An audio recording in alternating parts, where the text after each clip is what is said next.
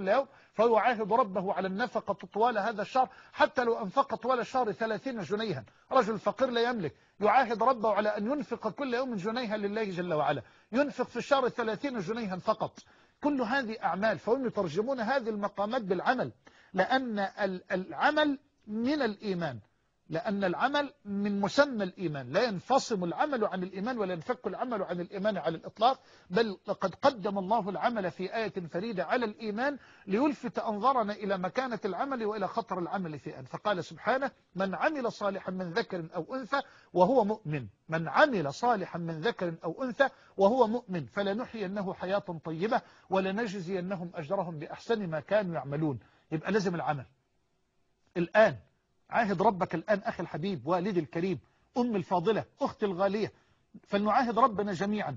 نحن عبيد، نحن بشر، لسنا ملائكة بررة، ولسنا أنبياء ورسلا، ولسنا شياطين مردة، ولسنا أحجارا صلدة، بل نحن بشر نحمل نفوسا فيها الحلال والحرام والخير والشر والإقبال والإحجام والفجور والتقوى والطاعة والمعصية. نحن بشر، فلا حرج على الإطلاق أن يزل العبد أو أن يذنب، لكن الحرج أن يتمادى، لكن الحرج أن يصر على معصيته، أن يصر على ذنبه.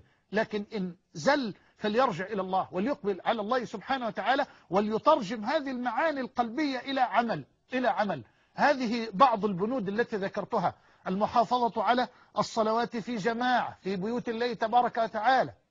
ثانيا المحافظة على البصر.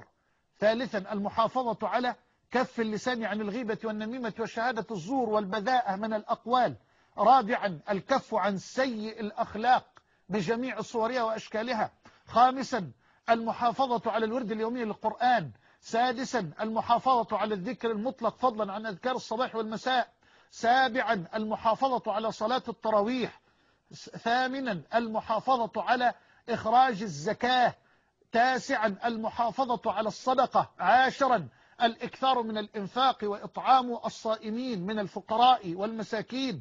11 أن نجدد النية وأن نطهر الطوية وأن نخلص أقوالنا وأعمالنا لرب البرية، لأن هذه الأعمال لا تقبل إلا بإخلاص. ضف إلى ذلك الشرط 12 أو البند 12، ألا وهو أن يكون عملنا هذا كله، سواء كان العمل قلبيا أو عملا للبدن، يعني سواء كان العمل باطنا أو ظاهرة، لابد أن يكون هذا العمل موافقا لهدي النبي صلى الله عليه وآله وسلم.